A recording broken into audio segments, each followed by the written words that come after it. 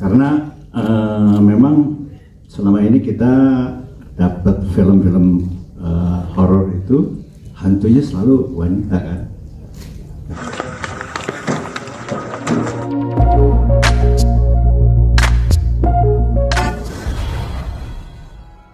CEO di company, produser dari film Dosen Gaib, Bapak Diraj Kawani, untuk menyampaikan sepatah dua patah kata.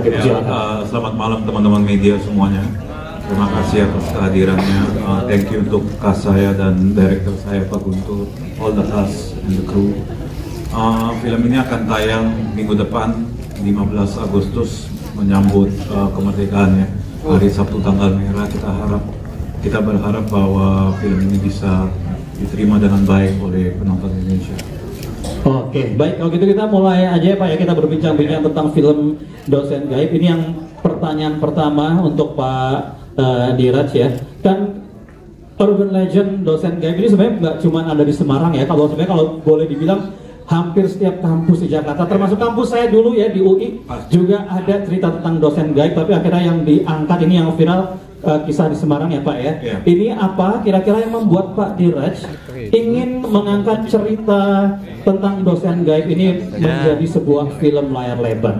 Ini awalnya kan dari trade ya, tahun 2016 gitu. Dan saya dan tim saya research bahwa di semua kampus sudah pernah dengar masalah Dosen Gaib ini. Semua mahasiswa lah pasti tahu gitu, pasti pernah dengar. Pernah dengar sih Pak, cuma nggak pernah lihat sih Pak. Jadi itu yang membuat pertama saya tertarik itu dulu dari ceritanya dulu gitu. Baru saya bicara dengan penulis saya Bu Evelyn, gimana kita mau angkat Dosen Gaib ini, tapi yang berbeda. Kita mau angkat tentang dosen killer juga, karena di setiap kampus kan pasti ada guru yang dosen yang galak ya.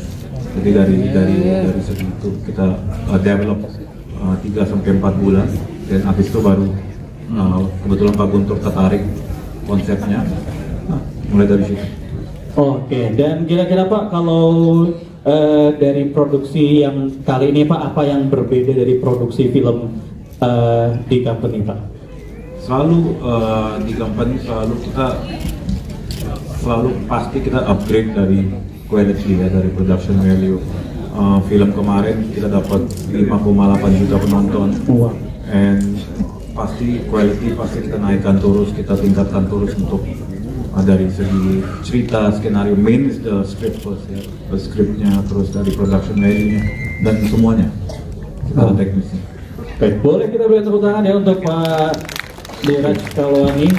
Dan ini pertanyaan selanjutnya kita akan ajukan ke Bapak sutradara kita ya, Guntur Suharyanto. Pak Guntur, ini cerita yang udah seperti kita bilang sebelumnya ya, kalau cerita tentang Dosen Gaib ini kan sudah melegenda ya di masyarakat. Ini Bapak sebelum ditawarin Pak jadi sutradara film Dosen Gaib ini, apa sebelumnya sudah pernah mendengar cerita Pak tentang Dosen Gaib?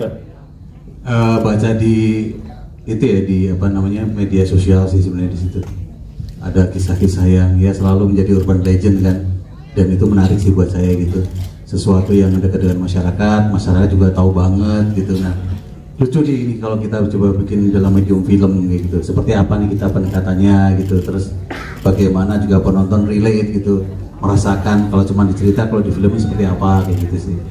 Di situ base-nya dari situ. Oke, dan kira-kira dari Bapak untuk memvisualkan hal-hal yang sudah viral ini gimana Pak? Akhir perasaannya atau feelingnya gitu, kira-kira apa yang harus diambil gitu? Sebenarnya ini film horor paling berbeda buat saya gitu dari sebelum-sebelumnya bikin gitu. Karena apa? Karena hantunya laki-laki, which is itu susah banget. Gimana cara bikin gitu kan? Tapi karena kisah viralnya memang dosen laki-laki, jadi kita waktu itu bener-bener walk out ya sama Pak Diraj sama penulis juga, nih gimana nih caranya bikin hantu laki-laki dan harus menyerapkan kayak hantu perempuan seperti biasanya di film horor yang lain gitu. Itu yang membedakan film ini sebenarnya. Jadi mengkonsep visualnya itu bener-bener kita bikin draft, kita gambar, kita propose, kita diskusi bareng, enggak coret, ini kayak gini coret. Bahkan menemukan Om Egi itu udah kayak menemukan jarum di jerami gitu. Kita satu siapa ya itu last minute ya kita, wah kayak Om Egi nih gitu. dan memang akhirnya Om Egi berhasil memerankan Pak Bekti buat saya gitu. Terima kasih Om Egi. Apa yang kita create, kita pengenkan ada di Om Egi. Terima kasih banget. Oh iya betul juga kalau dipikir-pikir ya. Kalau film-film banyak kan Indonesia yang jadi main hantunya itu perempuan ya. Semuanya baru kali ini dosen gaib ya main hantu utamanya laki-laki, which is adalah Om Egi. Boleh dong tepuk tangan ya. Wah. Baik, kalau gitu nih, kalau selanjutnya kita akan ajukan pertanyaan kepada Ibu Evelyn ya. Ini kan ceritanya cukup viral ya dan cukup singkat sedikit. Sebenarnya kalau yang beredar itu kan mungkin nggak panjang ya, bukan berupa cerita, cuma berupa thread aja dan cuma berupa cerita dari mulut ke mulut yang pendek. Ini dalam mengembangkan urban legend dosen gaib yang viral nih, gimana kalau dari Ibu Evelyn ketika mengembangkannya gitu? Menantang sekali ya pastinya ya, soalnya ya kita semua udah tahu kalau cerita aslinya itu memang cuma sedikit dan sepenggal. Terus yang jadi tantangan aku, concern besarku di sini adalah dosen itu sebagai profesi sih.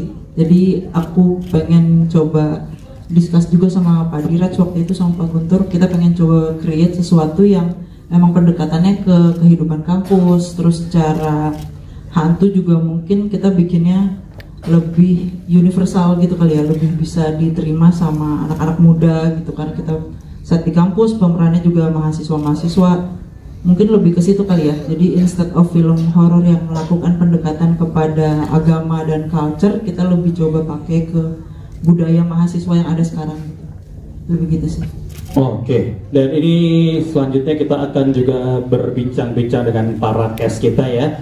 Ini ada Om Egi dan juga ada Ersya Aurelia, ada Ryan Wijaya, Anet, dan juga ada Andy ya. Ini pertanyaan untuk Om Egi sebenarnya. Cuman ini sebelum aku tanya kalau tadi kita udah lihat ya film dosen gaib tadi, sosok Om Egi ya sebagai Pak Bakti, sini kan sebagai dosen killer yang galak gitu ya. Ini kalau ke teman-teman ini yang jadi mahasiswanya dulu nih, aku mau tanya nih, apa kalau hari-harinya di lokasi apa Om Egi juga sama galaknya kah gitu? Gimana Net? Enggak sih, sejujurnya kalau dari aku Om Egi tuh orangnya asik banget, justru berbanding terbalik banget sama karakternya Pak Bakti gitu ya. Karena kalau senyum aja Om, jadi tahan-tahan. Sumpah Om Egi tuh asik banget orangnya in real life. Dan ya gitu sih, kita jadi sering cerita-cerita dan sharing-sharing juga gitu di lokasi. Oke. Jadi sebenarnya Om Egi itu kalau hari-harinya berbeda 180 derajat ya sama sosok Pak Bakti ya. Gimana Om Egi perasaannya harus memerankan sosok Pak Bakti ya? Ini jadi first mungkin di film Indonesia tokoh utama hantunya laki-laki, itu gimana Om? Ya tentunya setiap peran yang ditawarkan, yang saya terima itu harus menjadi daya tarik buat saya. Seperti juga ini, jadi Pak Bakti ini, ya saya bersyukur saya yang terpilih gitu. Karena memang selama ini kita dapat film-film horor itu hantunya selalu wanita kan. Nah ini tantangan gitu. Ya mudah-mudahan apa yang saya lakukan bisa diterima. Ya cukup dapatlah ininya si visualisasi dari si dosen yang hantu itu. Gimana Om mendalami karakter ini, kan pertama ya Om ya untuk jadi hantu ya? Ya tentunya saya selalu bertanya kepada sutradara dong, seperti apa yang harus saya mainkan gitu. Dari situ muncullah sosok yang ada di film ini sebagai Pak Bakti. Oke, boleh kita berikan tepuk tangan untuk Om Egi ya. Dan ini selanjutnya pertanyaan untuk Ersya dan juga Ryan ya. Pernah nggak sih kalian punya pengalaman diajar sama dosen killer? Ryan. Kalau aku jujur aku nggak kuliah ya, jadi nggak tahu. Tapi dulu seingatku waktu aku SMA, aku pernah ketemu guru yang sangat-sangat killer. Jadi aku ingat banget guru sosiologi. Begitu masuk ruangan kelasku aja, dia langsung keluarin aura yang mencekam gitu. Kelihatan auranya itu hitam. Punya ini emang indigo juga? Enggak sih. Cuman kayak memancarkan aura hitam aja. Vibe-nya ya. Vibes-nya ya gitu. Jadi kayak emang kelihatan aja, wah ini guru galak banget. Kalau Ersya gimana kalau Ersya? Kalau aku kuliah tapi online, jadi nggak ada tatap muka kan, dan nggak merasakan kayak suasana mencekam yang langsung berhadapan dengan dosen killer gitu. Cuman selama ini aku kuliah, untungnya nggak pernah dapet dosen yang galak sih, kayak semuanya baik dan suportif. Cuman lucunya, aku ada cerita lucu ketika kita lagi syuting dan ada satu adegan di mana aku harus menyebutkan nama Pak Bakti. Aku tiba-tiba menyebutkannya Pak Guntur. Kenapa maksudnya? Karena Pak Guntur galak gitu. Kayaknya Pak Guntur killer kali ya. Di otak gue kayak udah terdoktrin gitu. Kayak, iya Pak Guntur. Terus kayak, salah ya gue ngomongin. Tapi Pak Guntur galak akhirnya apa di lokasi? Enggak sih. Tuh, dia sendiri yang baik. Enggaknya kayaknya agak terpaksa gitu loh, enggaknya kayaknya. Enggak. Pak Guntur baik banget kok di lokasi. Oke, kalau gitu. Baik, selanjutnya ini pertanyaan untuk Andy ya. Kan karakternya di sini beda banget. Gimana sih gimana mendalami karakter kamu di film ini? Mendalami karakter, jujur ini menarik banget sih. Ini karakter yang sangat unik dan beda buat aku pribadi. Dan aku banyak banget riset juga untuk karakter satu ini. Dari mulai nggak mandi, dari mulai pokoknya jorok-jorok deh udah dilakuin semuanya. Terus kayak mulai dari gaya bahasa, gaya berbicara, even dari gerak tubuh itu udah di riset semuanya. Dan makasih juga buat Om Guntur, karena Om Guntur ngasih ruang yang luas banget buat kita explore. Kita bisa nyari karakternya sendiri sampai benar-benar ketemu. Ya kurang lebih itu sih proses yang sangat menyenangkan. Oke, nah ini kalau pertanyaan selanjutnya ini untuk Anet ya. Ini kalau kita lihat tadi kan ya teman-teman di film Dosen Gaib ini di akhir-akhirnya ya sebelum kredit itu kan banyak muncul artikel-artikel larangan pemerintah melarang dosen bersifat killer and the brand. Terus salah satu yang digarisbawahi tadi adalah mental health ya. Jadi kan kalau di film ini tadi kita ngeliat Anet itu kayaknya dari awal sampai akhir tuh tertekan banget, depresi banget ya. Kayaknya kena mental banget gitu kalau anaknya gitu di film ini ya. Ini gimana menjiwai seorang yang punya kesehatan mental tertekan?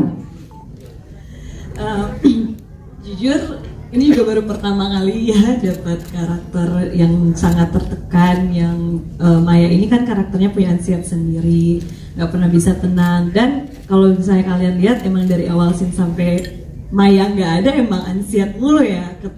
Nah cara aku mendalaminya sih ya sama seperti teman-teman yang lain. Aku observasi, kebetulan juga aku ada teman aku yang jurusannya di psikolog. Jadi aku sempat nanya gimana sih orang ansiat, karena ya mungkin aku juga pernah punya ansiat aku sendiri tapi nggak tertekan Maya gitu. Jadi ya seperti itu kira-kira, dan banyak nonton aja sih Kak, sama banyak diskusi sama bapak sutradara, semuanya aku lakuin di situ. Oke, ya boleh kita berikan tepuk tangan sekali lagi untuk para cast dan para kreator kita dari film Dosen Gaib. Sudah malam atau sudah tahu. Dan selanjutnya kita akan langsung ya persilahkan kepada teman-teman media, sahabat-sahabat wartawan untuk dapat mengajukan pertanyaan. Ini karena waktunya terbatas, jadi mohon maaf untuk setiap penanya.